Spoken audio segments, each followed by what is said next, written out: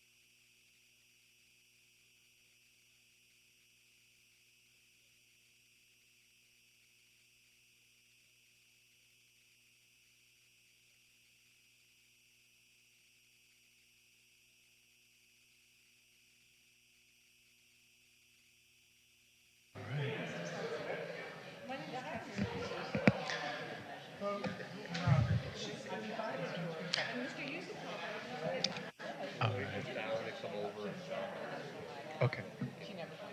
Good evening, everyone. We'll get started in just a minute.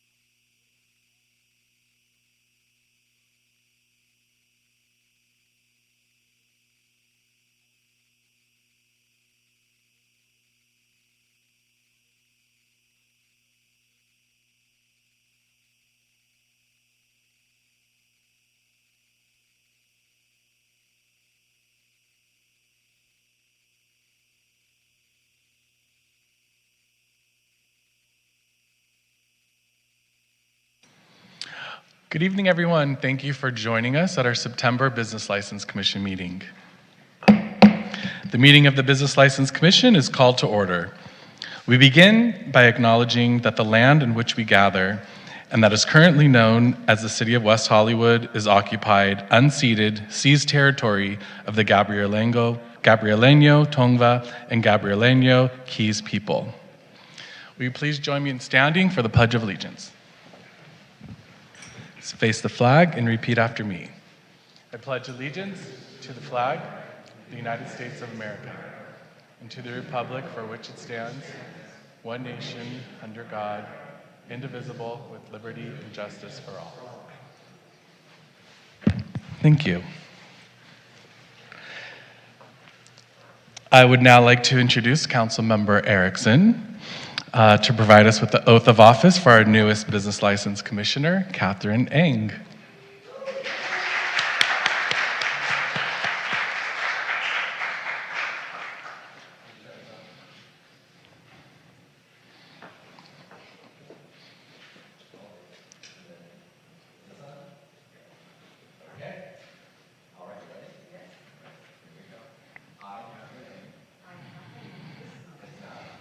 Okay.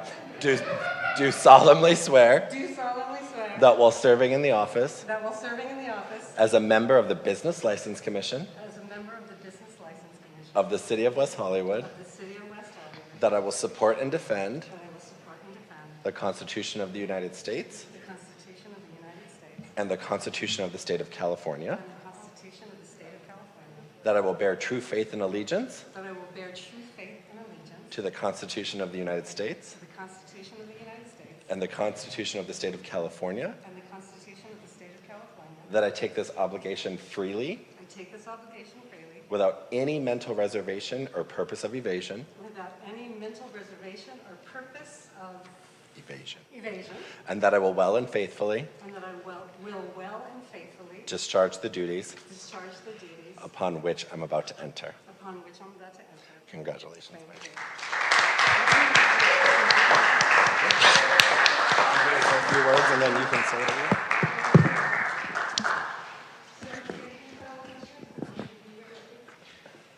Welcome, come have a seat. As you can see with the amazing Kat, I got to meet Kat through our living together on the east side, but knowing Kat has just changed my life, and the care you put into everything in this city is so special. I often say how much I love this city, and I think hopefully it's a little contagious, and I think I finally won you over in that way.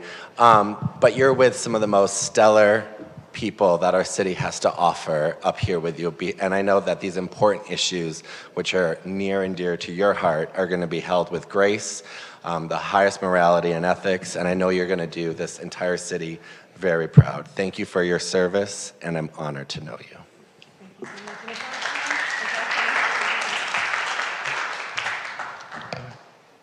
It's not, oh, yeah, it is. Thank you, council member. You know, this city has been your Mecca.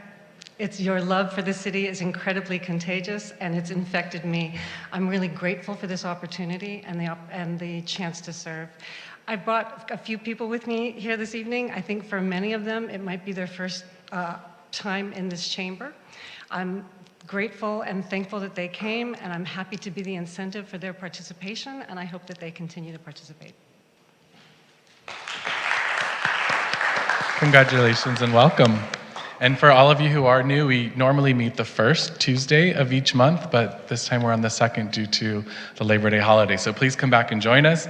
And now you know where the room is. You can come and join City Council for their meetings or some of the other commissions that meet here as well. May I please get a roll call, Secretary?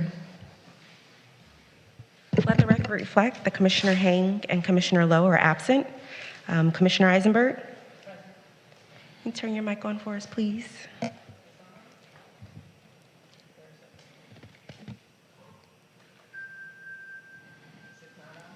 She's present.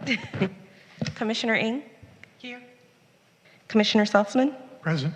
Commissioner Yusupov? Present. And Vice Chair Bullen. Present. And we have a quorum.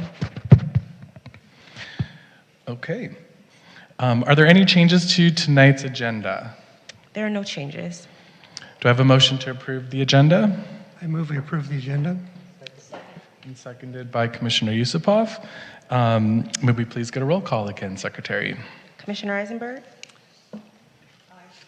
Commissioner Ng? Aye. Commissioner Saltzman? Aye. Commissioner Yusupov? Aye.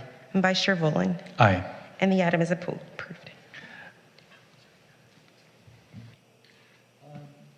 Okay. Are there any changes to the minutes of August 8th, 2002? There are no changes. Do I have a motion to approve the minutes of August 8th, August 9th, 2002? Motion to approve. Second? And can we get a roll call again, please? Commissioner Eisenberg? Aye. Commissioner Ng? Aye. Commissioner Saltzman? Aye. Commissioner Yusupov? Aye. Vice Chair Volin? Aye. And the item is approved. Thank you. The next section is number 7, public comment. Do we have any speakers at this time? And as a reminder, at this time, it's set aside for members of the public to address the West Hollywood Business License Commission on consent calendar items or items of general interest within the subject matter of jurisdiction of the commission. This is not the public comment period for any public hearings that are on the agenda. Public comments for public hearings will occur at the time of the hearing. So if you're here to speak for that, just sit tight. There will be general public comment later in the meeting as well for anyone who's not able to speak at this time, and each speaker will have 3 minutes. Is there any speakers? Yes, Richard Maggiano? I'm sorry about pronouncing the last name correctly. Maggiano's the restaurant, and I think it's closing. It is on the 26th. There's better food at my house. Good evening. I'm your liaison from Rent Stabilization, Richard Maggio, and I'm happy to be here. My report's very simple tonight, just to remind you that we do have workshops. The first one will be for workshops, I want to say it correctly, building block workshops for tenants so they could learn what their rights are, so they know how to protect themselves, and that's going to be October 9th at Plummer Park. There'll be a follow-up on the 19th for owners of buildings. We're not only a city for tenants, but we want to help owners understand what the rules, regulations, and ordinances are so they know exactly how to execute them and how to really live peacefully with their tenants. And I think it all works hand in hand in order to be a team. I would be remiss, of course, if I didn't congratulate my dear friend Catherine Ng. I think she will add a absolute tremendous aspect to this commission. She has an open mind, she's very articulate, and she's very interested and devoted to the city. She's lived here for many years, but something fired her up, and I'm glad she's here, council member. I'm glad you fired her up. And we are happy to have her also on the east side. So again, tonight, congratulations. I was waiting for some sort of formal speech, but maybe you'll do that next time. But thank you very much for your attention. Thank you. Are there any other speakers? There are no public speakers. All right, moving right along. I'm sorry. We have speakers on Zoom. Okay. Yeah, Chair, I'm going to act Vice Chair. I'm actually going to go to Zoom. We got at least 2 or 3 numbers that are here, and we'll ask whether or not they want to provide public comment at this time. Great. Or on a specific item. So.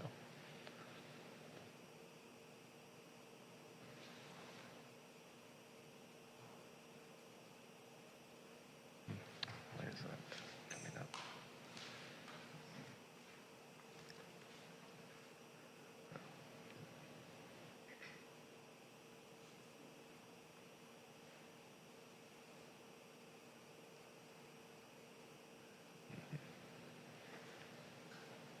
Who has to call me president?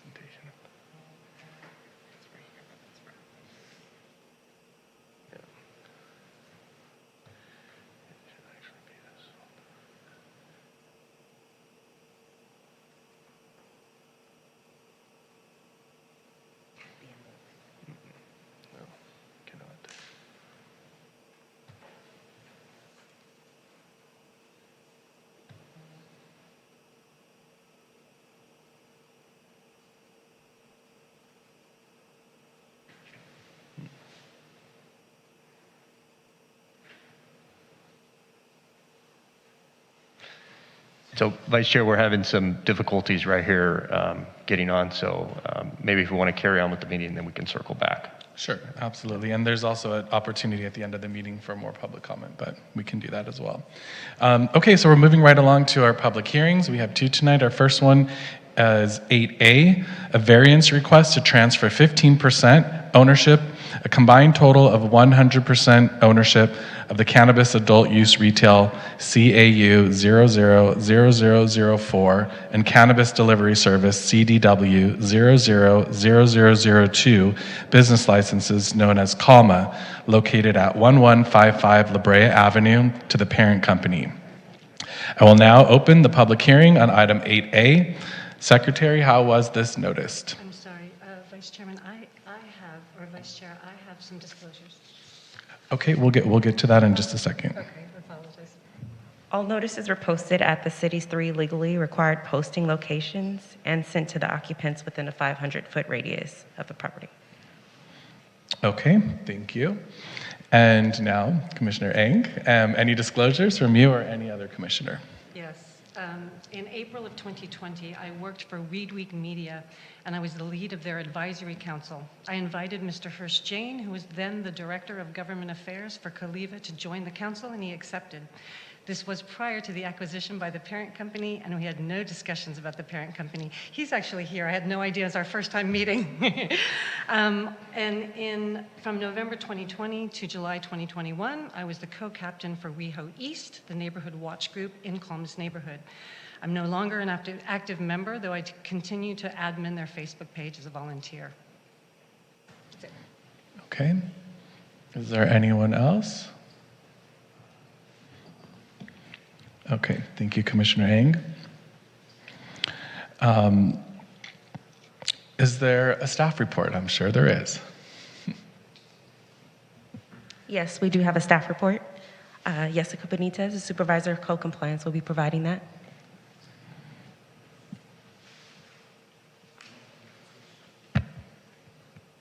I apologize. We're having some technical difficulties here, but we'll continue with the presentation.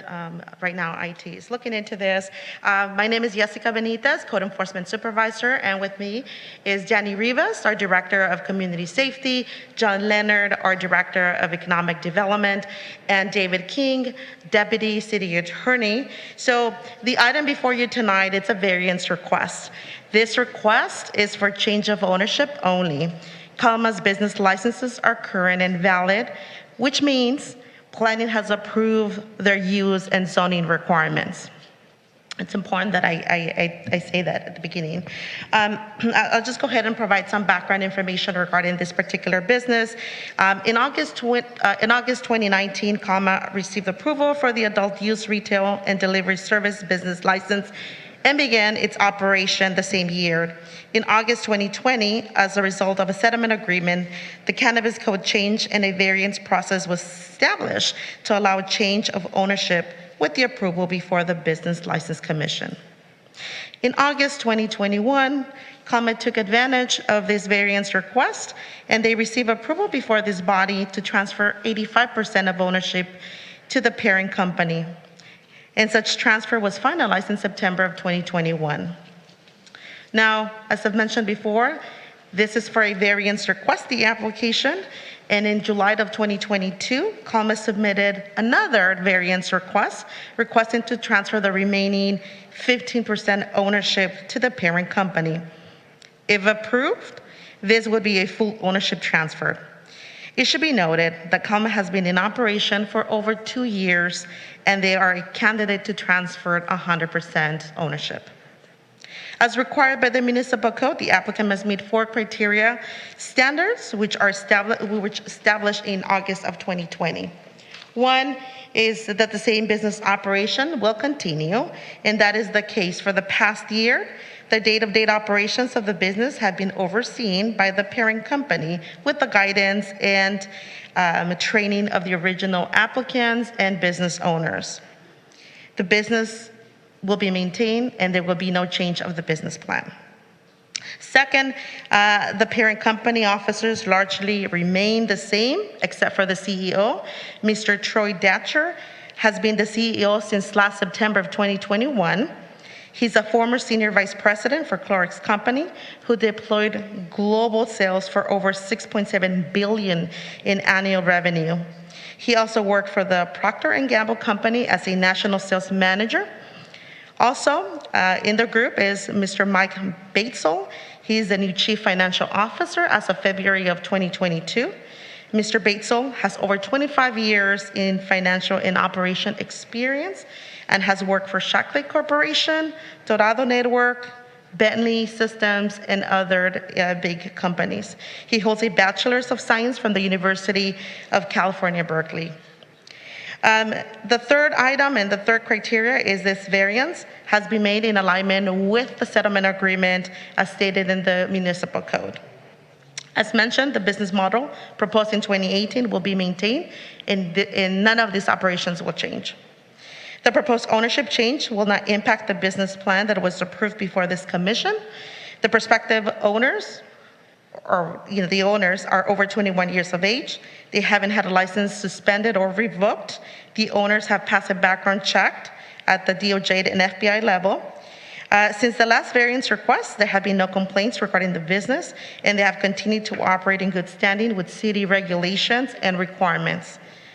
So with that, staff believes it is reasonable to grant the variance request, allowing the additional 15% transfer of this license to the parent company, which will result in full ownership of the business to the parent company. The business is required to abide by the approved resolution and municipal code.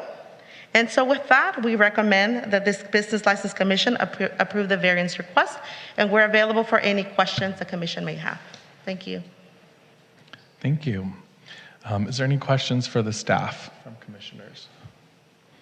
I have a question. Go ahead. So you said there were no complaints since the last variance request. When was the last variance request?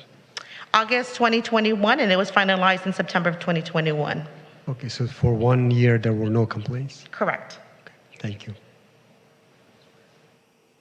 Any other questions from commissioners? Okay.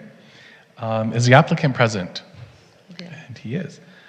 Please provide your presentation. You'll be given 5 minutes to make your presentation. Thank you, Jake. Thank you, Mr. Vice Chair. If I could please have the deck. We saw it flashed a couple times. I think Jessica has the presentation, or if it's a victim of our technical issues, but we saw it a couple times, so maybe we can pull it up. Give us 1 second. No, you're I good. apologize. I'm an Eagle Scout. I brought my USB. Always be prepared. Yeah. But we can all look at my printout if we're going to go analog here.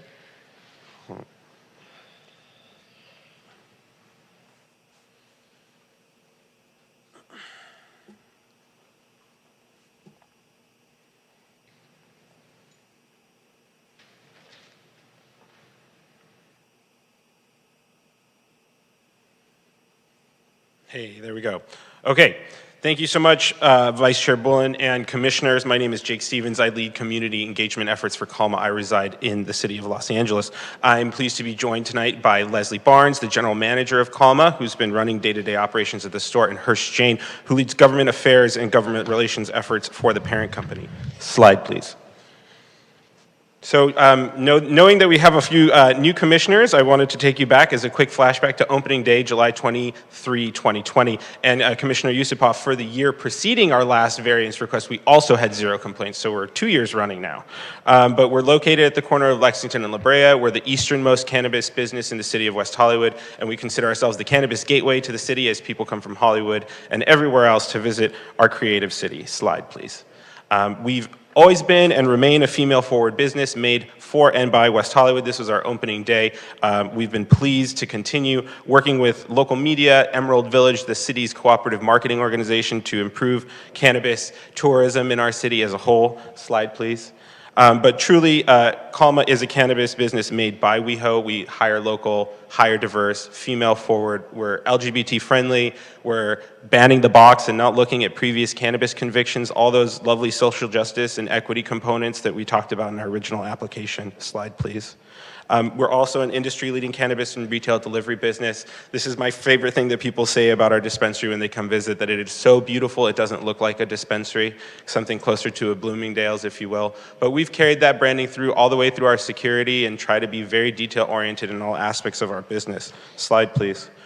We are truly an industry-leading cannabis retail and delivery. We've been, recognized as the cannabis business redefining the industry. We were pleased to receive LA Weekly's Best Shopping Experience in the 2021 year, and we continue to strive for greatness in all aspects of our operation. Slide, please. We also remain committed to our community obligations and partnerships with folks like the Black AIDS Institute. We make annual donations in a substantial amount to continue demonstrating our commitment to these progressive and social justice issues. Slide, please. We also are a community-oriented business. This was last year at National Night Out. Slide, please. And again, this year we were back at Eastside. Slide, please. And the Ogden National Night Out events. Slide, please. And we continue to carry this community orientation through to our security operations. This is an example of the daily activity log that includes photos, timestamps, and everything is digitally recorded, so we can always go back and work with our public safety partners if necessary. Slide, please. I wanted to quickly address the parent company, which has been running Calma for the last year. I'll let you read all of this. It's a social equity ventures-oriented cannabis business. It's California's leading integrated cannabis business, and it is affiliated with Jay-Z and Rock Nation and all those wonderful folks that we talked about last time we were here. Slide, please. But most importantly, parent company staff have managed all aspects of Calma operation since August 18, 2021. This license assignment brings new programming opportunities. They have incredible digital reach and a much larger marketing infrastructure than our small local company. So only good things to come as we continue our partnership and move into this new phase of Calma's life here in the city of West Hollywood. Slide, please. And just to end on some warm and fuzzies, I wanted to remind everybody, this is Grandma Jean. She's a 99-year-old resident of West Hollywood who often comes by our store, enjoys the clones and growing her own cannabis. But those are the folks that we remain committed to serving, and we appreciate every opportunity that the city has provided us to be an outstanding cannabis enterprise in West Hollywood. I'll let our staff speak during public comment, but again, we're here. We appreciate your generous consideration of this final 15% transfer in keeping with the Commission's approval last year of the initial 85%. And I'm here to answer any questions. Thank you very much, Commissioners. Thank you. Are there any questions from commissioners? Yeah, I'd like to actually ask a question, if I may. I think it would benefit people to understand a bit how this works. So Calma has an app as well as Caliva, correct? I'm sorry, Commissioner. Calma and Caliva both have apps that people would be shopping with, correct? I believe if you're ordering online, you have to do it through our website. I don't believe we have a separate app. Okay, but the two entities you're able to order from the two entities, and I'm presuming that Caliva would actually be the delivering entity? No, we are obligated to be the delivery entity ourselves. It's part of the city's regulation, and you'd order through our website. Directly, because we're legally obligated to fulfill the order ourselves. We can't hand that off. Okay. Do you have designated parking for your drivers? Yes, we do. Okay, and can you just sort of maybe talk about the process of what their protocol is for arrival and departure? Yeah, sure. I'm sorry, I don't have the complete standard operating procedures, but they're part of the requirements that are part of the city's cannabis ordinance. There's requirements related to GPS and tracking in the vehicle. There are requirements into how much product can be in the vehicle or the amount of cash. Those things are also part of our BCC license and California state regulations as they coordinate with the city requirements. But it's an unmarked Prius. It's supposed to be unmarked, and don't circle the block, don't double park, all of those good things, community-oriented delivery, just like Uber Eats or anything. We want to be discreet and quiet and serve our customers as efficiently as possible. So these drivers are your employees, and they would be regular drivers, correct? They are employees of the store who are trained in all aspects of the delivery requirements for that license. Okay, thank you. Yes, ma'am. And Commissioners, I'm going to ask that you guys speak into the mic. Our guests are having a hard time hearing. Thank you. All right, is there any other commissioner that might have a question for the applicant? Okay. Thank you very much. Thank you. And now, is there anyone from the public wishing to speak on this item? On Zoom or in person? In person, we have Todd Hallman.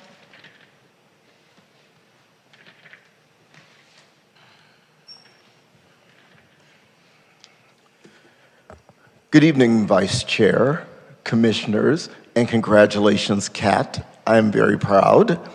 My name is Todd Hallman. I'm a 30 proud year resident of the East Side. I'm also chair of the Public Safety Commission, as well as the WeHo East Neighborhood Watch Captain. But tonight, I'm speaking to you as Watch Captain in support of the change of business license of Calma to the parent company. From the very beginning, Calma has always been a great neighborhood partner. They have supported our National Night Out 2 years in a row, and it's always been very successful. I enjoy working with them, and as Jake said, it is quite beautiful in there. I am very much in support of this transfer, and I also look forward to working with Calma in the future on other neighborhood projects. Thank you. Thank you. Do we have another speaker? Yes. Next, we have Hirsch Jane.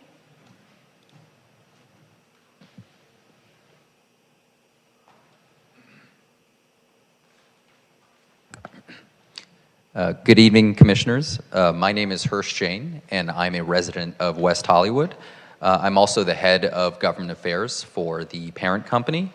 I just want to start by thanking this commission for the approval of our license transfer of 85% from Calma to TPCO last summer.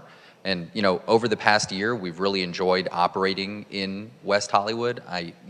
Don't need to tell you that West Hollywood is at the forefront of sort of cannabis policy and culture in both California and across the country, which is one of the reasons that, we love operating there. And it's, one of the few cities that actively supports its cannabis businesses, which is why we're really excited to be part of the West Hollywood ecosystem. I'll also note, as Jake was alluding to earlier, that we share West Hollywood's values. Jake was going through all of the community organizations that we support. But in addition, I'll just highlight his social equity ventures bullet, which he pointed out, where the parent company supports cannabis businesses that were started by underrepresented communities. Probably the best example of this is the well-known dispensary Josephine and Billy's in LA. And I'll also note that the parent company has the most diverse executive team of any cannabis company in the country of its size. So we're proud to operate in West Hollywood, and we believe we reflect the community's values. And, I just want to say that I really appreciate over the past year that we've been able to work with Jessica and the entire city staff. And I'll remain the point of contact for the parent company going forward. And I look forward to working with you and to working with everyone at City Hall going forward. So thank you so much. Thank you. Next, we have Leslie Barnes.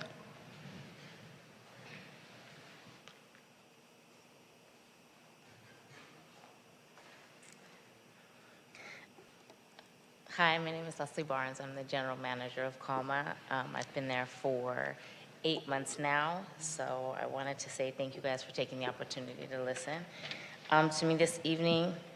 I couldn't be happier working in WeHo. It's been really great. My team at the parent company has been overseeing, we all see like the day-to-day operations, that's what I do in there. Since the approval that you guys have given us for last summer, I've really enjoyed working in Calma with the neighbors. There's been most rewarding working in WeHo, getting to know the neighbors, the relationships, the community. Again, neighbors like Todd, I got to meet him like my second week there, so it was nice. And then Jake has also been such a great help with all of this. I've had a great time managing and finding out the immediate neighbors. I'm really committed to working together with the city. I really enjoy WeHo. And I'm looking forward to continuing to have new and exciting things happen at Calma with the city, with you guys, and hope to see all of you guys there one day. Thank you for your guys' time. Thank you. Next, we have Genevieve Moral. I don't see her in the building. She might be on Zoom.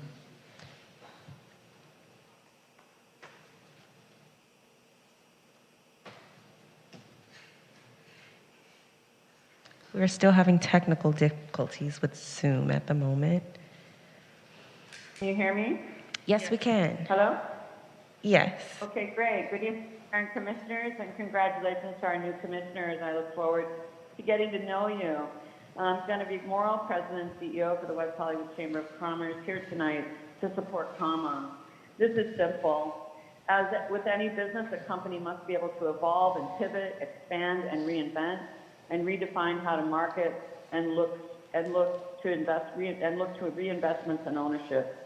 These and other elements are vital to the success, survival, and ability for the business to thrive. Cannabis industry, especially as a new legal business, is one of the most regulated, highly taxed, and more challenging than any other industry. This change to ownership is important to keep this business and reinvest in its future in West Hollywood. Thank you for your support. Do we have any other callers on Zoom at this time? You can press *6 to speak. Going once, going twice, and there are no more public comments for this item. Thank you. Jake, do you have any other final comments before we close public comment? I just wanted to, as this is my last opportunity to be here as a representative of CALMA, we've been here from the very beginning of the conversation in 2017 when the city was developing the ordinance that led to these licenses. We've been here through the lawsuits and the settlement agreements and fought really hard to bring this business to life and make it something that West Hollywood is proud of. So I just wanted to reiterate our gratitude to Danny and to Jessica and to John and to Jackie and even those city council members who have left us that created this ordinance back in the day. So thank you for your generous consideration. We hope to continue making you proud. Thank you. Do any commissioners have any further questions before we close the public comment portion? Okay. I will now close the public comment portion of this hearing and bring the matter back to the commission for discussion and for deliberation.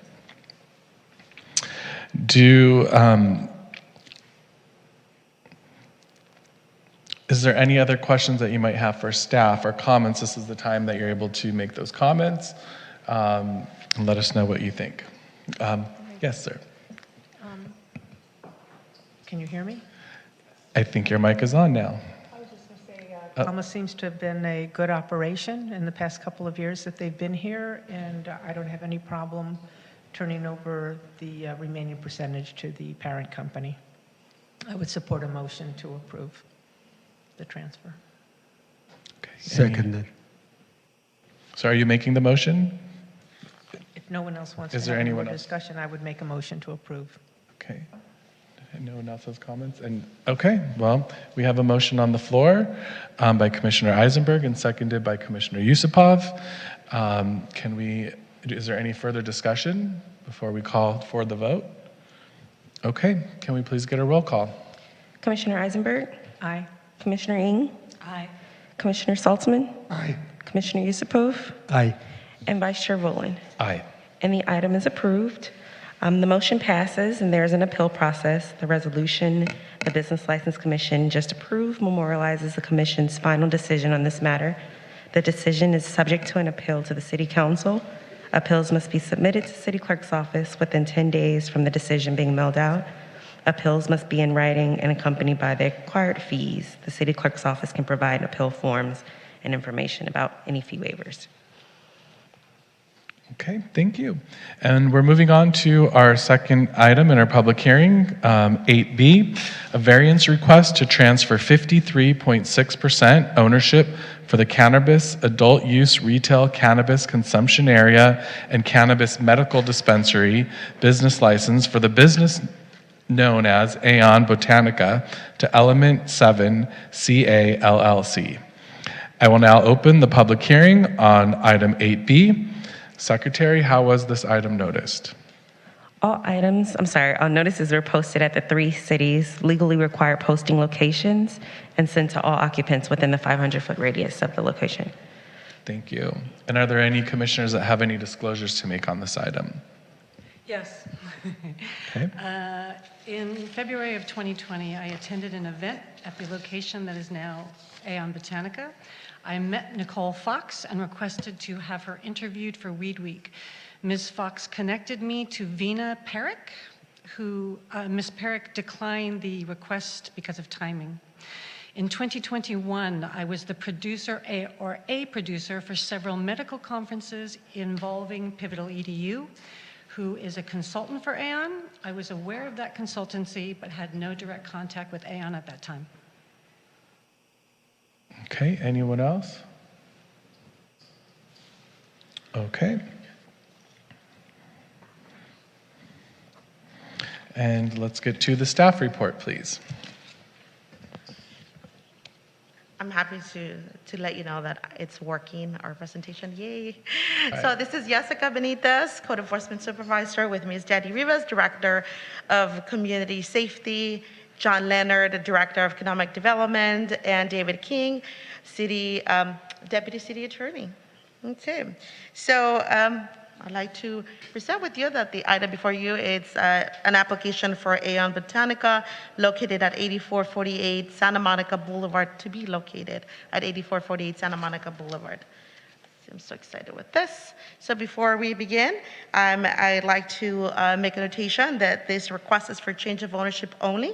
The business plan and conditions as approved before this body in 2019 are still in effect. So with that, I will go ahead and provide a timeline of the applications. So in October of 2019, Aon Botanica received approvals for the adult use retail and consumption smoking area and medical dispensary. And I apologize because I can see that my presentation says July, but it should say October 2019, so that is a correction there. So in August 2020, the municipal code changed, increasing the allowable ownership change from 20% to 51% and up to 85% ownership with business license approval. In October 2020, Aon Botanica changed ownership in the total of 31.4%, which was allowed by code without an approval from the Business License Commission. The threshold was low, so it didn't require one. In August of this year, they filed a variance request due to unforeseen circumstances impacting them financially. So the request is to transfer 53.6% of ownership stake to Element 7. This added percentage increases the total ownership transfer to 85%, which is the maximum allowed under the variance process.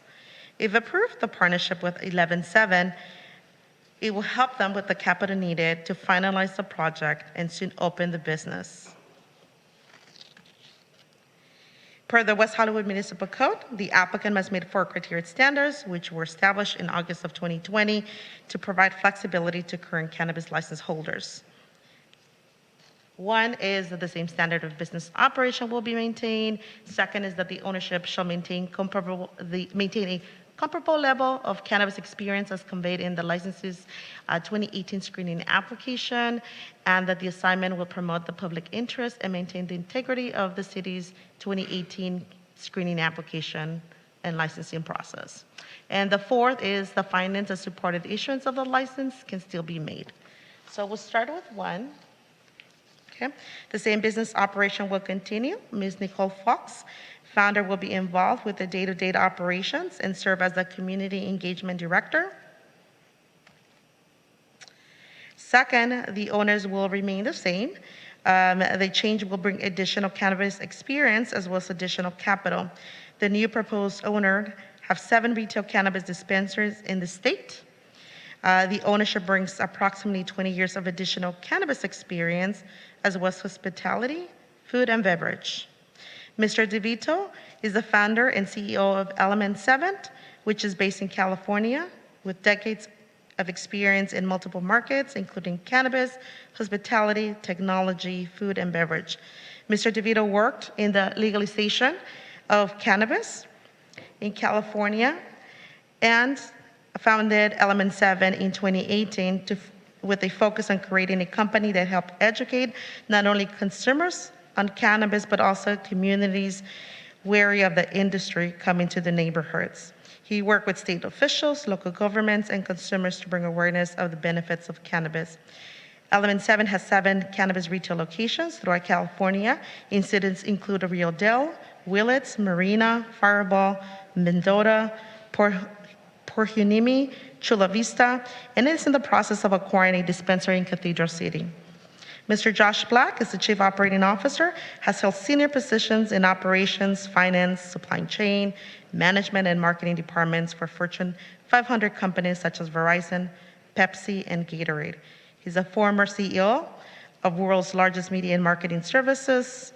He's the author of 40 Under 40 and manages 11/7 commercial marketing talent and training and other licensing functions.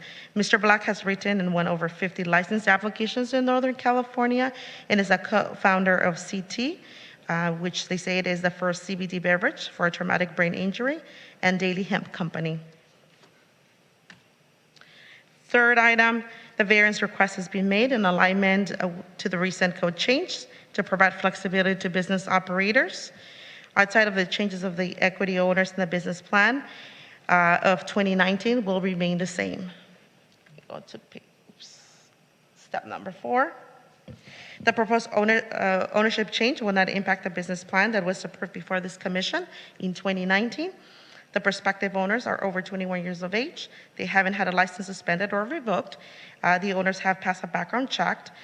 Also, our office contacted the 5 different cities, not 5, but 7 different cities, where they currently have dispensaries, and those cities reported no issues. And correction, it should be 7 cities, not 5. Additionally, the applicant has submitted internal operating agreements that allows them to request this license assignment. Such documents have satisfied the city's requirement to move forward with the request. In addition, staff called every location once again where Element 7 operates. And once again, we received no negative feedback on that. In summary, the request before this commission is for change of ownership only. The licenses have been granted before this body in 2019. And with that, I will go ahead and turn it over to Deputy City Attorney. Good evening, Mr. Vice Chair and members of the commission. I just want to emphasize underscore some things that Jessica just mentioned. I know that you all might have received an email from a minority owner, a former officer of the applicant. I want to assure the commission that we've been in contact with the applicant's general counsel. The general counsel has assured us that they are authorized to file this application. Our office has also reviewed the operating agreement and has corroborated what's been told to us by the general counsel of the applicant. I'm afraid that because of these public hearings, the commission might, in the past and currently in the future, might be contacted by people who are associated with the business. I just want to remind the commission what Jessica said, that the city's focused on the findings that are in front of you to either approve or deny the transfer of the business license. The city's focused on the operations. The city does not get involved in private business matters. We don't look at private business disputes. That's not really within this purview of the city. I also want to emphasize that staff have to be able to take applicants at face value. We don't have the resources to investigate private civil matters, private business matters that might not be obvious from the face of the applicant, or the application, I should say. So the application satisfied the city's requirements. We've been in contact with the general counsel. We've looked at the operating agreement, and our office is comfortable with this item moving forward tonight. And I'm happy to answer questions if you have any. Commissioner Eisenberg, go ahead. I do have a question. Not so much that we get involved in lawsuits in between parties, but if there is something, I mean, the allegations mentioned in this email are pretty serious. And it would, I think a lot of this stuff needs, I don't understand why we wouldn't consider things of this nature before going forward with the application. I think a lot of this stuff would need to be resolved before it comes back before us, or at least an agreement between the parties. I personally would feel uncomfortable moving forward until there's some sort of resolution, especially considering the allegation that it's a resident of West Hollywood, someone of longstanding in the community, a respected member of the community. a high-ranking executive in the company that is moving forward. We don't know the circumstances that they're no longer a part of the company. The fact that they're representing that several members of the company have not been paid for long periods of time, no guarantee that they will be paid. That reflects on the prior operations of the company and how they would be operating moving forward. I think those are things that we need to be concerned about. That's part of the operating issues that we do have to address. Mr. Chair, members of the commission, I can address that if you'd like. Again, I would underscore the findings that are before the commission. The findings are what guide this process. From our office's point of view, the operations are focused on the operation of the business as far as how it will conduct business within the city. The city typically does not get involved in internal business operations affecting employees, affecting minority ownership of the business. If the applicant asserts that they have the legal ability to file this application, the city takes that at face value. My understanding is that the person who may have contacted the commission is a minority owner. Again, the general counsel of the applicant has represented to our office, to the city, that the minority owner has no legal standing to prevent this item moving forward or to prevent the transfer.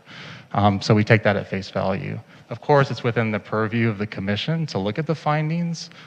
Staff makes its recommendation. We do our research. We present our best work to you.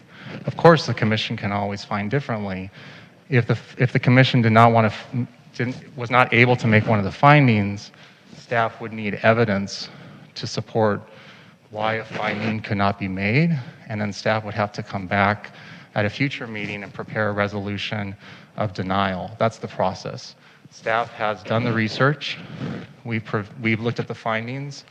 We feel comfortable with this moving forward, and that's why there's a resolution of approval in front of you tonight. Thank you. Is there any other questions for the staff at this time? And remember, we will have an opportunity to address the applicant after. Yes, Commissioner Yusupov. So you said that you contacted the legal counsel for the company. Did they provide anything in writing to respond to those questions? I'm sorry, can you repeat the question? You contacted the legal representative of the company. Mm-hmm. Was that in writing? Did they provide anything in writing? Yes, the general counsel provided a response in writing to our questions, and the general counsel asserted that they could move forward with the transfer and that this item can move forward tonight legally. And the general counsel also provided the operating agreement, which our office reviewed, and our office corroborated what the general counsel was telling us. And so that legal correspondence, they didn't have any details on the ongoing dispute that they have. They just told you that they can move forward with this variance change? That's correct. But as far as their dispute, there was no details provided, right? No. And do we know if there are anything that's being in the legal system, any kind of lawsuit between the minority owner and? I'm not aware of a lawsuit. I would say our office considers that not to be relevant to this item tonight. Private lawsuits among business and disgruntled former employees or minority owners is not relevant to the findings in our office's opinion. Can I make a point? He's saying that the decision I'm sorry, is being Commissioner made by Eisenberg, can you speak into the mic, please, so we can hear you? Oh, sorry. Thank you.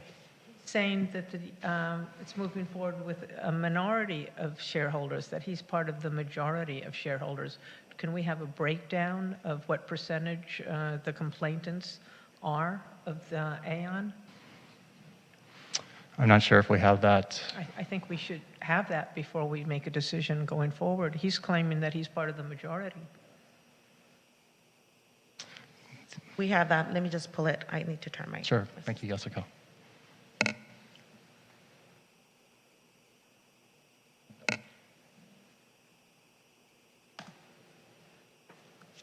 Let me use this computer.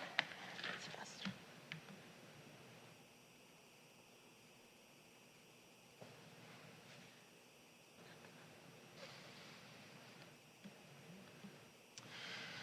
while Jessica's looking for that information, I should add, and this is a follow-up to our discussion at the last meeting, civil lawsuits, people can file civil lawsuits against businesses that are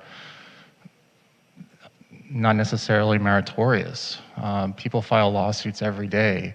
So the fact that there might be a civil lawsuit or that civil lawsuits are pending it's not adjudicated, right? It might be pending, it could be brought by anyone. That's why I say, from our perspective, it doesn't relate to the findings. It's not relevant. If a lawsuit has been adjudicated by a court, of course we would look at that because that means that there's a final decision. But pending lawsuits or prospective lawsuits, from our office's perspective, should not be held against an applicant because people can bring lawsuits that are unfounded.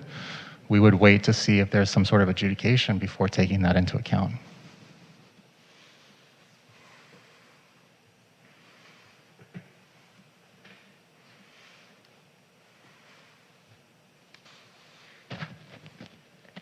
This computer is super slow. The applicant is here. Do you guys want to move and then come back and provide that information? Yeah, I think for that's essence okay. of time? Yeah. Yeah, thank you. So is the applicant present? If you are, please come forward. You'll have 5 minutes to make your presentation.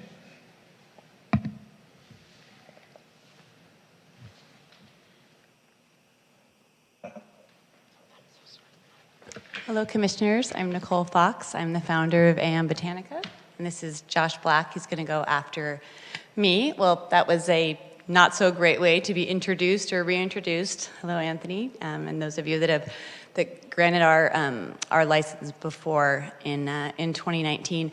And we would like a little bit more time, if it's okay, maybe 8 minutes or so, because I'd like Element 7 to have plenty of time to discuss how they'll be operating the business and the merits and what that brings to the city of West Hollywood, if with permission. Yeah, that would be okay. Okay, thank you, thank you. So, like I said, in 2020, we were granted approval to move forward with our adult use medical dispensary and lounge at 8448 Santa Monica Boulevard.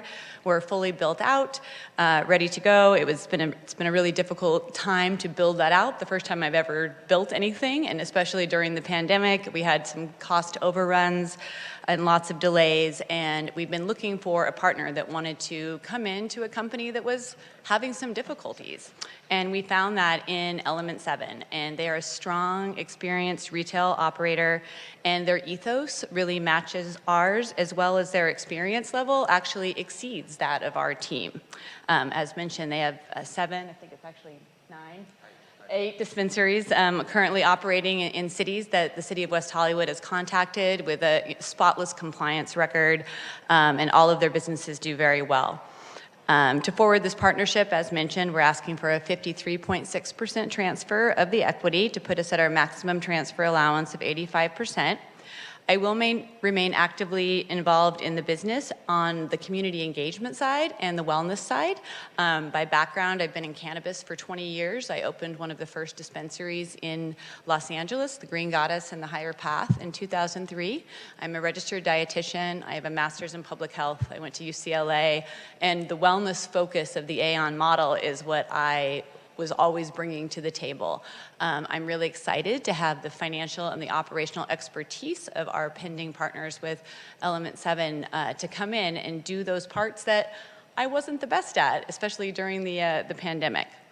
And I'm excited to introduce you to the co-founder and COO of Element 7, Josh Black, to tell you more about Element 7, answer any questions, and I'm definitely available to answer questions personally. Thank you, Deputy City Attorney, for your perspective on how to handle the pending litigation matter. My attorney has the best quote ever for this. You can be as innocent as the day is long. It doesn't keep people from suing you for sport and out of spite. So, thank you, Josh Black. Thanks, Nicole. Good evening, Vice Chair, Commissioners, City staff, and residents of West Hollywood. My name is Josh Black. I'm the COO of Element 7. The company was founded in 2018 after cannabis was legalized in California.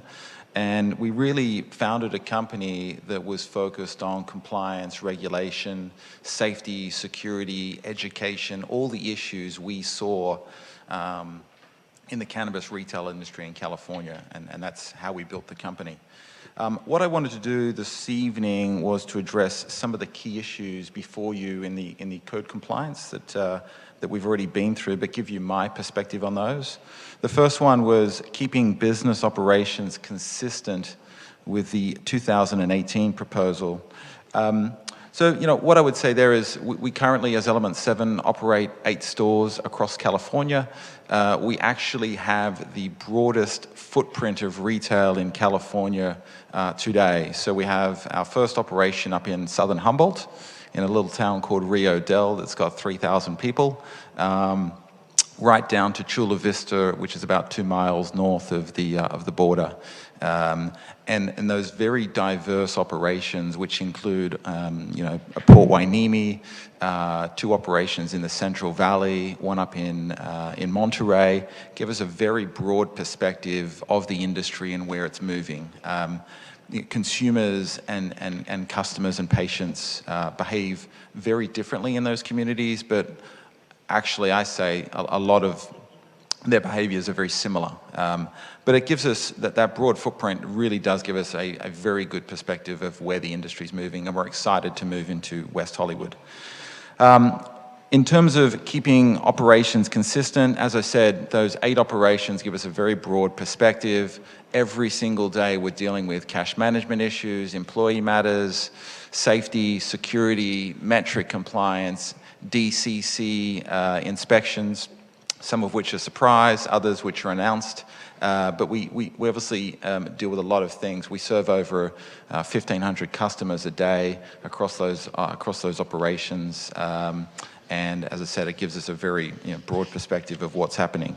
Our philosophy at Element 7 is to really bring global best business practices from companies like Starbucks, Chipotle, PepsiCo, where I worked, but have a very local voice and footprint. So, cannabis is still a Schedule I drug. You have to have a strong regulation and compliance team to deal with the complexity of the business, but you're also serving very local customers, like that 99-year-old lady that walks into Calma every day and gets her clones. So a hybrid business model is what we essentially operate. And as was pointed out, we've never had any issues with compliance regulation or violations or any revocation or anything like that. And I'm glad you contacted those cities, and I'm happy that they spoke so highly of us. The second issue I wanted to talk about tonight was maintaining comparable experience versus the proposal in 2018. Arguably, I think we bring more experience than Nicole proposed in 2018, simply because of the operations we have today, over 120 staff across the state, manufacturing and distribution operations beyond retail as well.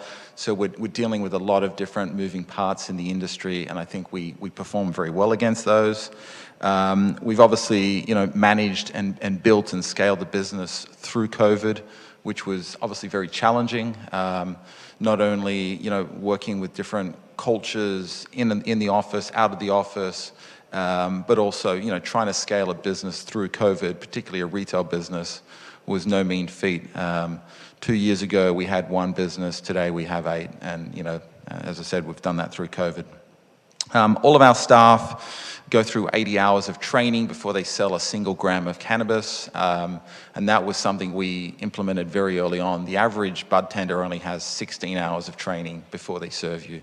At Element 7, that's 80. It's 5 times the average. So we're very focused on that. 60% of our middle management are either female or minority, and we're very proud of the diversity and inclusion that we've not only brought into the business as policy, but also really brought in as action. The third item I wanted to address tonight was promoting public interest and integrity. Our principles, as Nicole pointed out, have always been... Sorry, excuse me, your time is up. Chair, did you want to let him finish? Yeah, let's give him one more minute to wrap it up, please. Perfect. As I said, our principles have always been very closely aligned with Nicole's at Aon.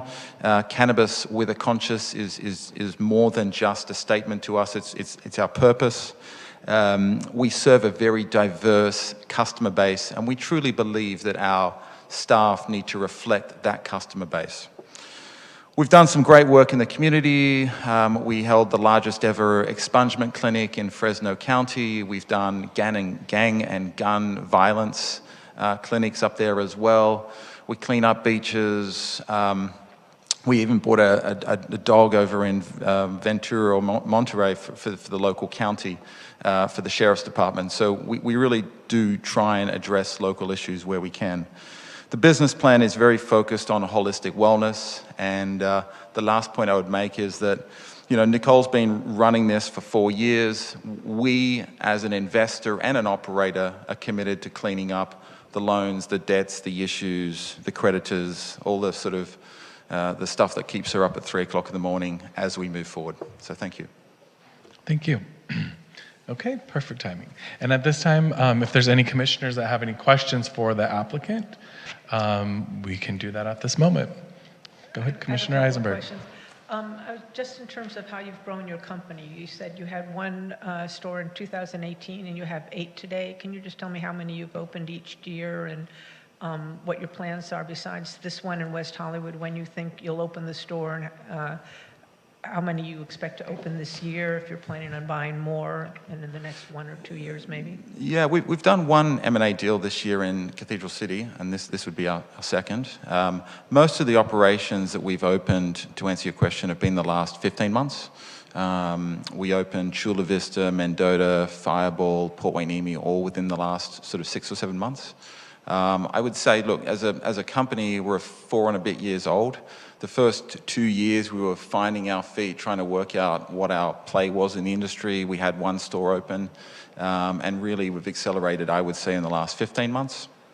Over the next 6 months, which is sort of 3 months for the back of the year and first quarter of next year, we'll open another 4 or 5 stores. Oakland, San Francisco, Napa, Moreno Valley, and possibly 1 other. And obviously, West Hollywood would be an absolute flagship for us. You know, when I sort of travel outside California, whether to London or New York, as great as our store is in Chula Vista and as successful it is, when you say you have a flagship store in Chula Vista, nobody really knows where that is. I've been there. It's a beautiful spot. Great Mexican food down there. I love the cuisine in Chula Vista, but you know, West Hollywood is an iconic location. We as a company have ambition beyond California, and that's why, you know, a flagship store in West Hollywood would be, you know, critical to our business growth and story, and that's why we're committed to, you know, working with Nicole and everyone in the city to try and make it happen. Okay. But half the stores have been open less than a year, you're saying? Yeah, most of our stores are probably a year old, correct. Okay. As I said, and you think you'll open 4 more this year as well? Yes, ma'am. We're just about to start building in Oakland and San Francisco in the next week. And when do you expect the West Hollywood one to be open, assuming you got approval? If we got approval tonight, we'd like to have that open before the end of October. That quickly? Yeah, I've walked the site many times. The only stuff that is still required is I would like to upgrade some of the security items. All the floors, walls, cameras, painting, millwork, all that stuff's done. I would say genuinely 90% of the store is fully built out and ready to go. The only stuff that really needs to put in is some additional furniture, the POS systems, a bit of technology. You know, I could probably push the team to have it ready in 3 weeks, but I'm sort of saying 6. Is it okay if I ask what your revenues are on your existing companies, your annual revenues of the past 1 or 2 years? Because I know the earlier years yeah, on an annualized basis, we're sort of around 25 to 30 million now. In 1 or 2 years? On an annualized basis, I would say our revenue for next year would be around that number. Okay. Yeah. 120 staff and, you know, quite a experienced sort of management and leadership team. But as I said, we're really relatively new to cannabis. We only started in 2018. But everyone in the company brings either, you know, extensive cannabis experience or, you know, frankly, what I think in this industry is more important experience, which is traditional retail and, you know, global business knowledge. But, you know, as I said, we want to have a very hybrid model where we have those back-end head office resources strongly supporting a local business. Okay, thank you. Thank you. Okay, Commissioner Ng. You mentioned that you wanted to improve some of the security elements on the space. Can you speak about that? Yeah, so, when you're running a business, it's all about managing risk. So there are some items in there that I would like to improve. I'd like to put in there's a 50 terabyte hard drive in there at the moment. I would upgrade that to a 200 terabyte hard drive. Some of the cameras that they've used are compliant with state law, but I would like to put a 4K camera system in there, which is going to cost us around $40,000, but you get a lot better clarity on the cameras both during the day and at night. There's additional cameras I would put in above the cash registers as well, and some panic buttons, so, just improving customer safety and security. We'd also, what we've done in our other stores is we have roll-down shutters at night, which are no different to what you would see at a Verizon or an AT&T store. But it's another layer of security, frankly, that I believe is needed. We all saw sort of, what's happened in the last couple of years, and you're always looking to upgrade your security no matter how you can. So, those are the measures I would put in place. Okay, and then secondly, you mentioned some community involvement with your other locations. Can you speak to what you might be wanting to implement here, or what involvement you would have here? Yeah, I'll give my perspective and then hand it over to Nicole as well. Whenever you come into a new community, I lived in West Hollywood actually for 3 years before moving up to San Francisco 2 years ago. But there's obviously, every single community is different. You have to listen to the local constituents. So one of the first things we do is not dictate how we're going to spend money, but we put a community advisory board in place of 5 people, hopefully people from the audience here tonight, who would then sort of hold us accountable to what we've committed to do in the community. And whether that's, committing $50,000 to the Pride event, or $20,000 to an animal rescue shelter, or $30,000 to helping out homelessness issues in the city. Whatever those commitments that we've made, we want to be held accountable to those, so that community advisory board is important. As to the specific initiatives, that's something Nicole's obviously been working on quite vigorously. There's other things that we do as a company. All full-time employees give 40 hours a year of community service, which is paid. We also support sort of more national, state-based initiatives around sustainable farming up in Humboldt. We've run SB 34 programs, which are programs that allow veterans to access medical cannabis. So those sort of programs that we're doing more on a state basis, we would like to do here as well. But having very specific West Hollywood initiatives is something that Nicole would be working closely with us on, as well as the advisory board. But if you want to talk to Nicole about some of those initiatives, I'm more than happy to. Hi, thank you.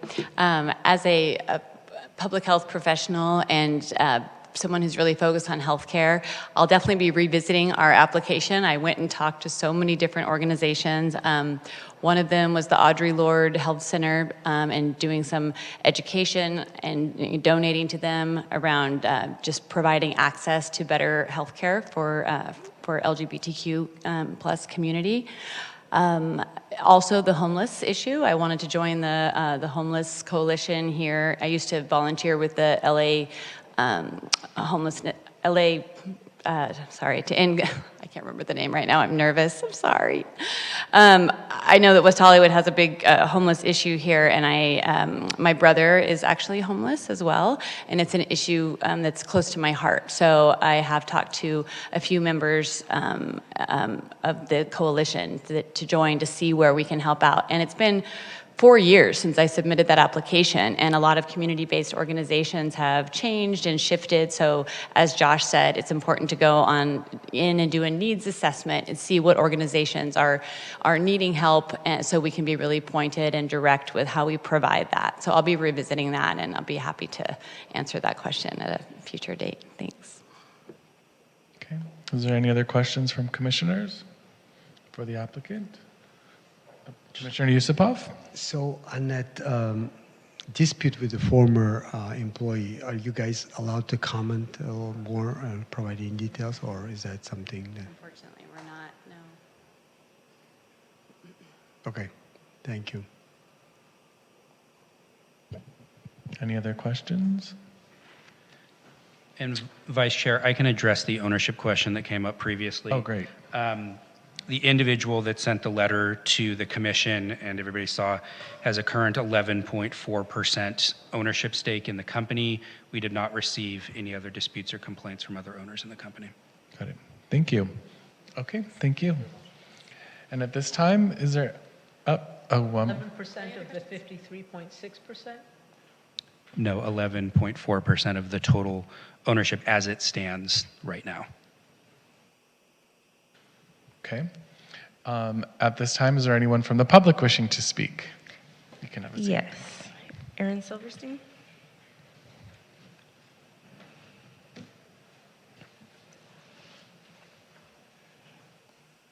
Commissioners and staff, thank you very much for this hearing. I am probably the employee you're talking about. I have not been paid since June of last year. I worked for 3 months without pay. I resigned. Ms. Fox was trying to bring in someone who I believed to be a criminal. Later on, I determined that she used millions of dollars of COVID loans, and she was probably using some of that money to put it in. I did not want this to happen. Ms. Fox did. I decided to stop our company from being compromised, and I resigned after I was unpaid. I just provided Mr. Leonard with an email from Ms. Fox documenting the fact I was not paid. Now, it is very probable that Element 7 is far better than Aon. I will grant you that. They almost certainly are. And I'm probably sure they're very good at what they do and can be very effective. However, I would ask you, just on the benefit of myself as well as others who are going to be in this situation when the license flips, to insist that myself, former employees, are repaid their salary plus all necessary interest and fines. Otherwise, it's just going to happen again. It's your choice. You don't have to do it. Maybe you don't want to inveigle yourself into this. I would personally like to support this deal. It has been kept from me because a small number of shareholders is pursuing it. They have not shared the details. There has been no vote. I have seen no documentation. They have made some efforts to me in the last 24 hours to try to get my approval. What I've heard is pretty good. I would like to see that followed through in terms of paperwork. But quite honestly, Ms. Fox has burned up my life savings. She doesn't care. I brought 2 alternative companies who would have paid every single investor 100 cents on the dollar and had possibly as much as $2 million more. That was not enough. The only thing that was enough was that she ran the place, and it was called Aon Botanica. I'm just an investor. I just live here. That's it. I would like this to be a good deal. I would like to be able to tell you I support Element 7 taking this. I've just not seen anything. Now, if what I saw in the last 24 hours continues, I would support this deal. That is basically where I am right now. And all you have to decide is whether or not you think, I suppose, that they're better. But I don't want to hear that the fact I've not been paid is not a significant issue. Perhaps you would feel great if you were not paid and insulted in public. Thank you very much for your time. And again, I hope using the information I gave you, you can make a better decision. Thank you very much, commissioners and staff. Thank you. Next, we have Genevieve Moral.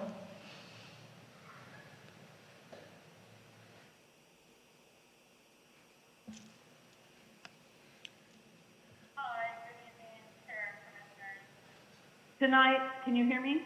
Yes, we can.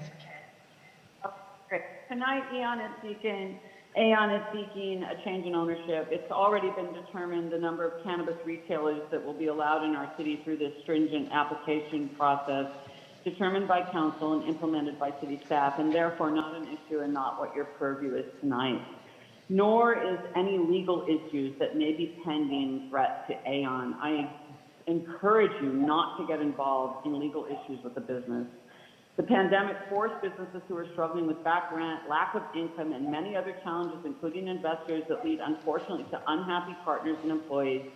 These decisions are based on the business survival, and any disputes this employee has should be resolved by the business. Any business who's opened in California has been sued or threatened by lawsuits by employees or partners. That is part of the deal with opening a business in California.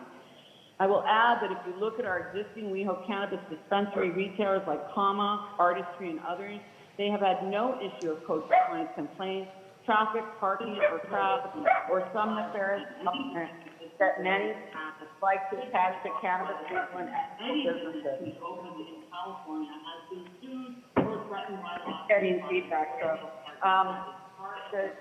it's going to the cannabis is not just about cannabis dispensary. Cannabis is not just about getting high.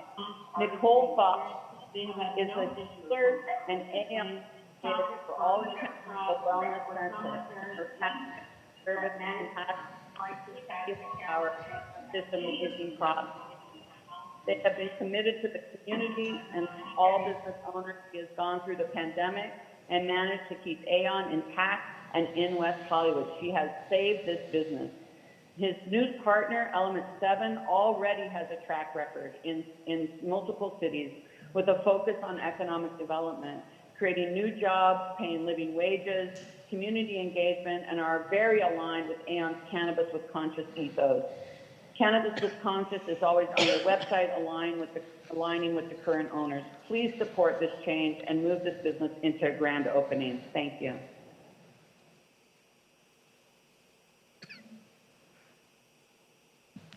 Are there any further? There are no public comments in the room, but if there's anyone on Zoom who would like to speak on this item, you can press star 6.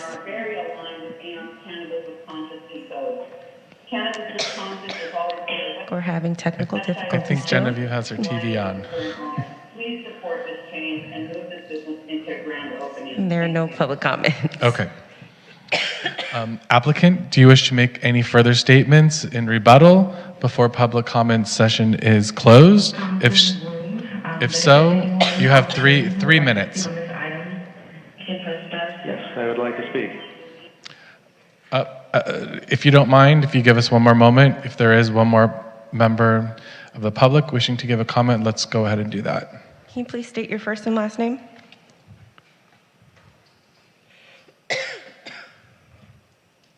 And caller on Zoom, if you'd like to speak, now is the chance. You can press star 6.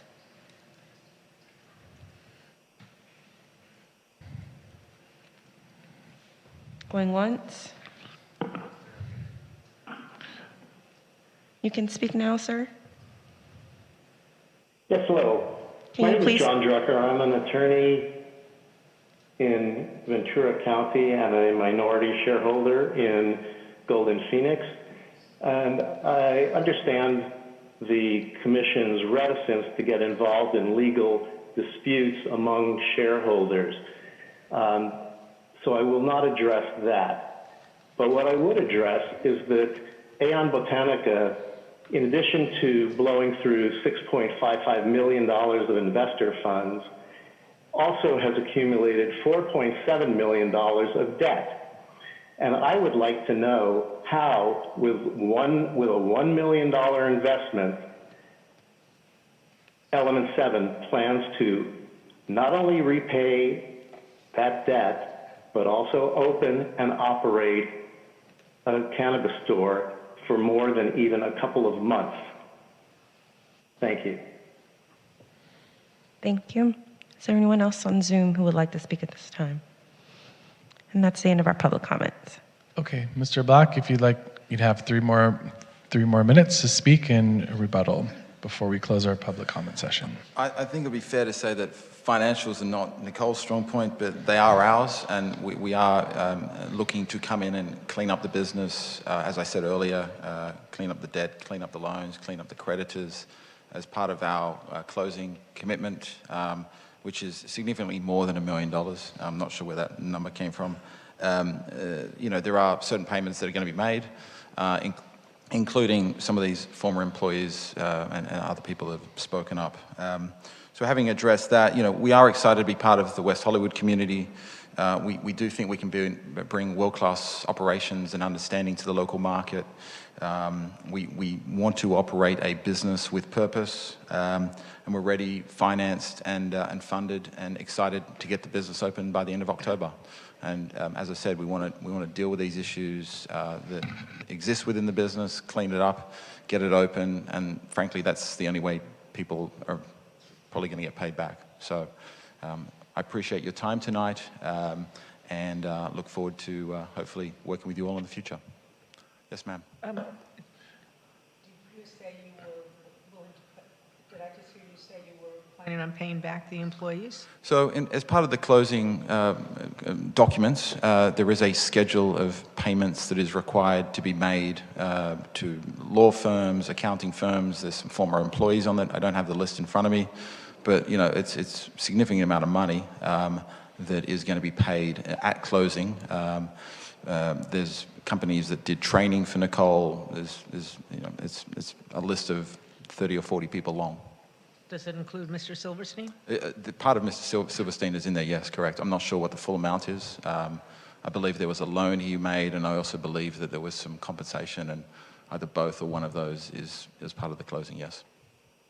If we were to include as part of the motion, I don't know if this is legal or not, I would defer to the attorney, that if we were to review it in 6 months, that there was no outstanding At this issues. time, it's just questions for the applicant, and then we'll get into our comments after. I'll tell you the one thing I don't want is people knocking on my door asking for money. So we want to, that kind of stuff keeps everyone up at night. We want to clear it out and Okay, but thank we you don't for need clarifying that. The reality as well, ma'am, is that disgruntled people in the local community are going to impact the business that we're looking to invest into. Yes, so, of course.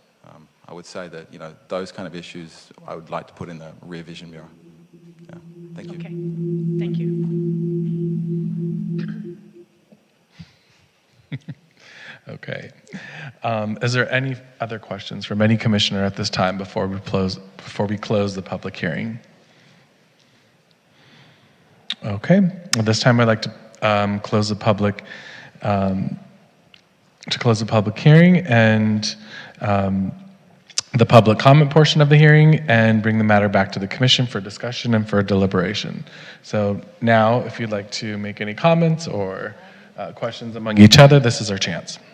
First of all, I would like to thank staff for going out and talking to the other stores and facilities where they've been in business. I know that's been an issue of mine, so I do appreciate that you have gone the extra effort and talked to the other places. Thank you very much for that.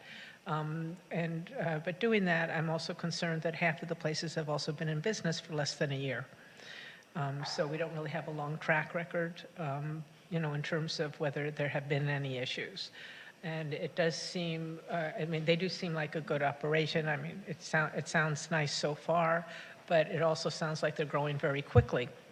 And companies that grow very quickly can get out of control also very quickly, and especially when there's pending lawsuits and things like that. They do seem to have a good revenue base. $125 million is nothing to sneeze at. But I think if we were to proceed tonight and approve it, I think I would want to have it come, take another look, whether it's 6 months from now, just to make sure that everything is under control, that there haven't been any violations, because, that it's opened, it's moved forward, that there's no issues, that the distractions of lawsuits haven't caused any other problems. Something like that, because you can grow too quickly, with too many other plans to open other stores. It can become a problem. Okay. Cash flow issues, things like that, and more disgruntled employees, unpaid employees.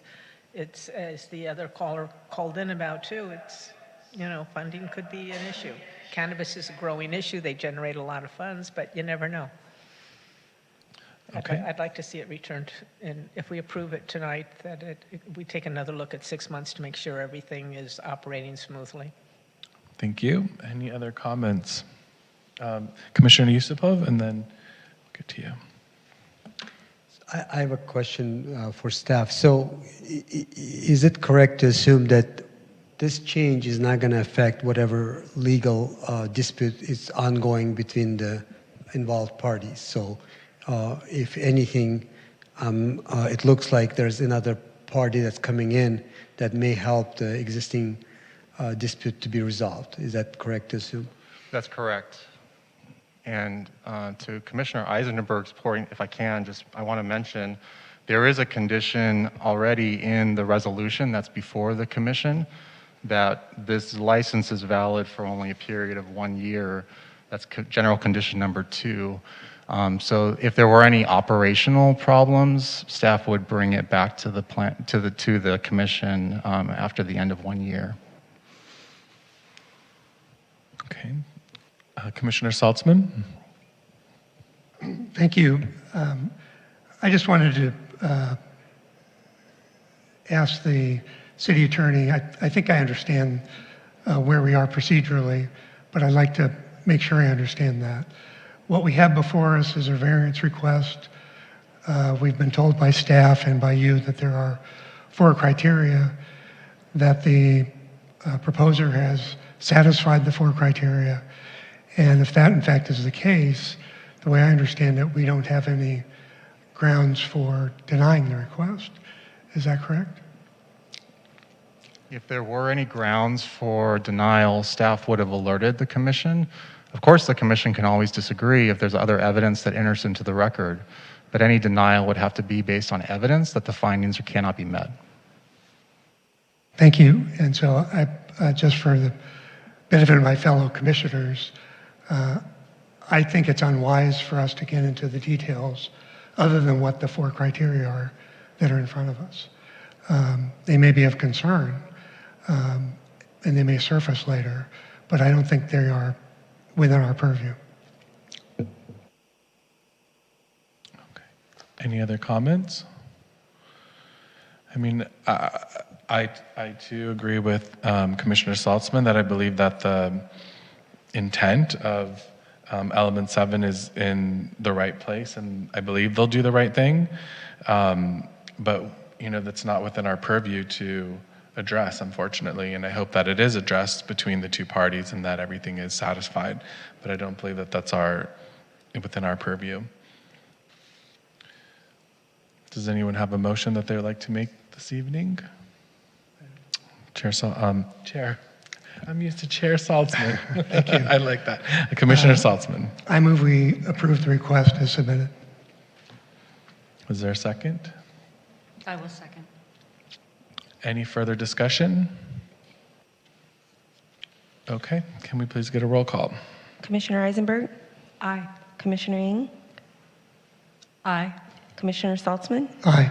Commissioner Yusupov? Aye. And Vice Chair Volin? Aye. And the item is approved. And this item can be appealed to the city clerk's office within 15 days from today. Okay, thank you. And we're moving on to item number 9, unfinished business, which is an update on the Los Angeles County Department of Public Health and the executive orders and items related to business. Is there a staff report? Yes, hi, good evening. Okay. This is Jessica again. I'm going to provide an update regarding the health order. The County Department of Public Health reports that as of September 4th, there have been 10,156 positive cases, which is a 3% increase from last month's report. I'm glad to report that there has been 0 deaths in the city of West Hollywood due to COVID. In addition to that, the county estimates that approximately 88.40%, which is a 34% increase of people that are 5 years of age or older, have received at least 1 dose of vaccination, COVID vaccination. Also, the County Department of Public Health reports that there was 1 commercial location in West Hollywood where they had reports of 3 or more people with confirmed COVID cases. Now, moving on to the monkeypox disease, as of September 2nd, 2022, the LA County Department reported 697 confirmed positive cases in the LA metro area. That includes downtown LA, Highland Park, Eagle Rock, Los Feliz, West Hollywood. And unfortunately, this is a 333 increase from the last month's report, which was at 161. Also, Commissioner Hang requested to know the number of vaccinations given in the LA metro region, and I'm happy to report that there have been 20,590 first dose vaccinations administered in the LA metro area. And that concludes my report, and I'm available for any questions. Thank you, Jessica. And too bad he's not here today. Thank you. Any questions? Commissioner Saltzman. I don't have a question, I have a comment. Okay. On the monkeypox issue. I want to commend the city staff for the outreach it's done and the efforts it's made, and including having a location in the West Hollywood Library and coming up in Plummer Park. I think it's disappointing how the County Public Health Department has made the monkeypox vaccine available with a significant disalignment between where the cases are and where the vaccines are being made available. So I encourage the city to continue doing what it's doing to try to make those vaccines available within the city of West Hollywood, where there are a number of cases, or there are a number of people who wish to have the vaccine. Thank you. Any other comments or questions?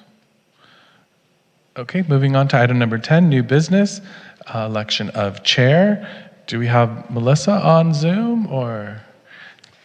Yes, Vice Chair. Melissa's here, but you guys can't see me, so I'm going to listen in while Danny conducts. Thank you for having me. I apologize for the tech issues. And you know what, Melissa, we actually fixed the display, so I don't know if you can turn on your camera just to see if we can see you. Let's see. Can you see me? We can see you. Okay, so Danny's off the hook. Good evening, Chair, Vice Chair, and Commission. I am here to conduct the election for a new chair of the Business License Commission, and I will open up nominations. And please state your name and who you're nominating, because I can't see you. Thank you. I nominate Commissioner Woolen.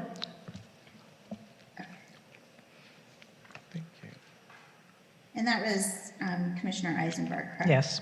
Correct. Thank you. And Are there any other nominations? I'd like to nominate Commissioner Eisenberg for vice chair, if she's interested. I don't have that on the agenda this No? evening. Oh, just chair. Okay. Just chair, yeah. We didn't want to assume how the rotation would go. Got it. So you'll get to see me again next night. Okay. Well, keep it in mind, y'all. Any other nominations?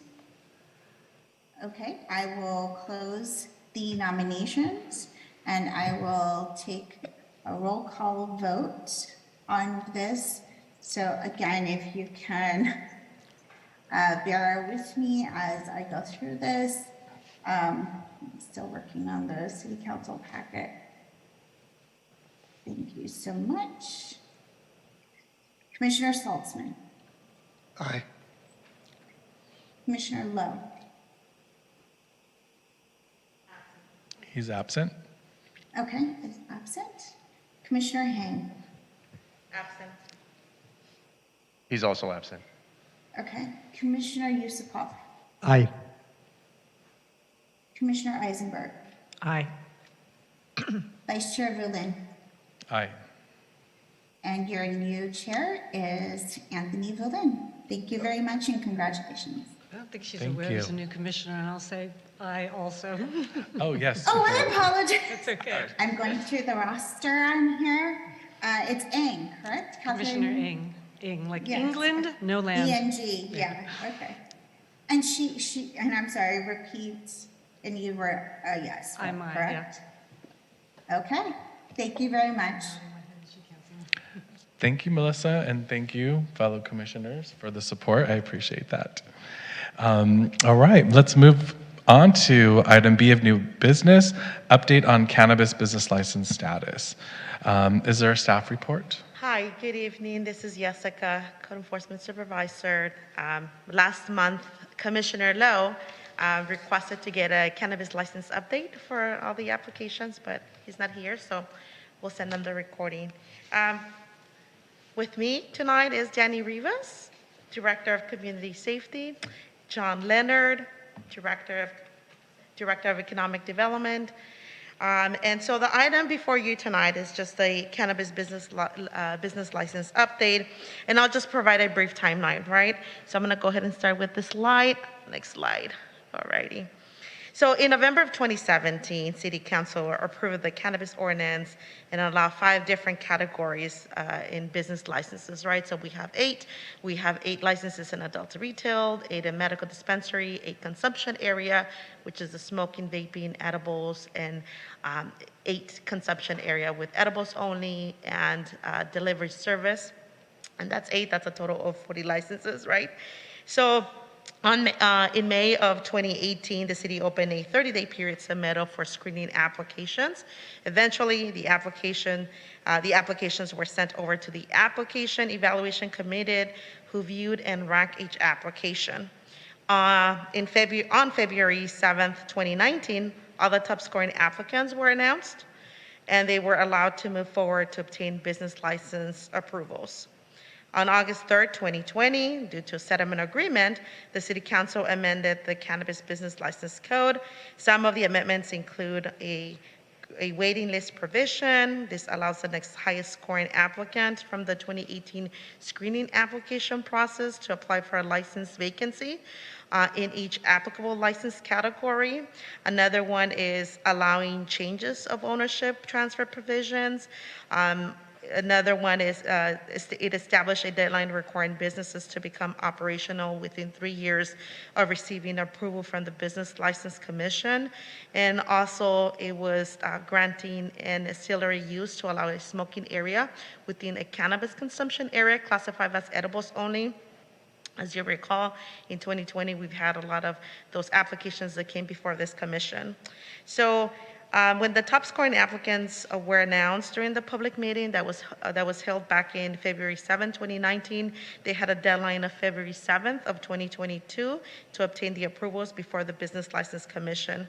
As you recall, one applicant who held 3 licenses in adult retail, consumption area, and delivery service did not obtain the required approval, which caused them to forfeit their cannabis business licenses. And as a result, the next highest scoring applicants from the 2018 screening application process were notified of their ability to apply for the license vacancies for these applications. So the applicants have until August 8, 2023 to obtain approval before the Business License Commission. Per code, they have those 18 months, and that when it expires. Also, one of the changes that has happened is that on June 6th of this year, the City Council approved 2 6-month extensions to license holders that obtained the required approval from the Business License Commission in 2018 and 2020, as these licenses were approved prior to the negotiated agreements that establish a deadline for businesses to become operational within those 3-year period. This extension will prevent these license holders from terminating or forfeiting their right to the license. Now, I'm going to go ahead and show on the next slide. And it looks a little bit blurry, but hopefully you'll be able to read it. This color-coded table on the slide reflects the status of the approved business licenses. Currently, there are 7 storefront businesses in operation.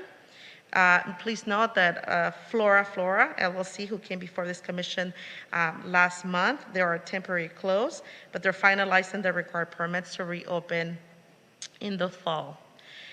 The yellow section reflects 14 businesses that are working currently with building and safety. Some of them have already obtained their building permits, and they're undergoing construction. We have about 4 businesses that intend to open before the end of this year. Also, we have one business in gray. As you can see it looks kind of like purple on the screen, but that's the business that that forfeited their right to apply for their business license. And then we have 3 businesses in pink that were on the waiting list. And these are the applicants that have until August 8th of 2023 to get their business license approval before this body. And then with that, that's a quick update of what the status are with the business license applications. We are available for any questions you may have. Thank you, Jessica. Does any commissioner have any questions? No? Okay. Great report. This was very helpful. Thank you. Okay, moving on to item 11 from our Director of Community Safety, Danny.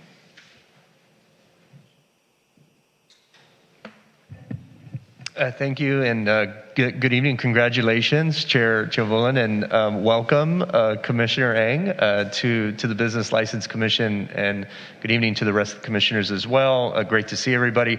I just have a couple of brief updates, and I'll start with something that was mentioned by the Deputy City Attorney in regards to the item that was mentioned by the Commission at our last regular meeting, and that is concerning the perspective on taking into consideration other types of civil matters or online information that folks do come across. And obviously there was some testimony regarding one of the hearings this evening as well. And so we plan on bringing that item back to the commission at next month's meeting.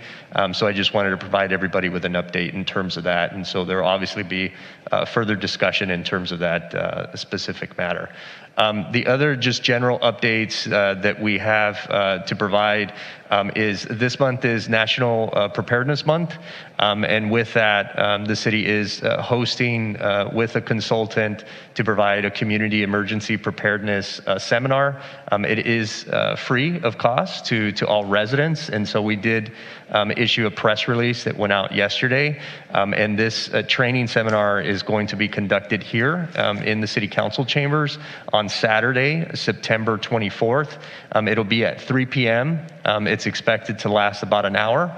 And then there's going to be anywhere from 30 to 45 minutes in terms of Q&A with the consultant. So we invite all of the business license commissioners and all members of the public that are viewing this evening and folks that are here in the council chambers in attendance to please come and hear from our consultant in terms of tips and methods and techniques and ways in which you can be better prepared during an emergency. With that, we're also working with our West Hollywood Sheriff Station in partnership to provide a community academy and CERT training program. So these are 2 separate programs.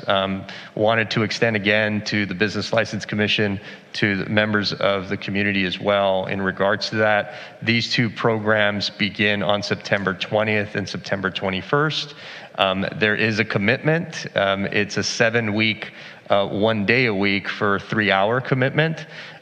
So if there are folks that are viewing this or hearing this and are interested in participating and want more information on any of these trainings, please contact our community safety department via email at safety@weho.org, or you can contact our administrative office number at 323-848-6414. So that concludes my updates to the Business License Commission, but certainly available to take any questions. Are there any questions? Thank you very much for the report. And moving on to item 12, public comment for anyone who didn't have an opportunity to speak earlier. Is there any speakers at this time? There are no public speakers this time. All right. Moving on to item 13, items from commissioners. Does any commissioner have anything they would like to share this evening?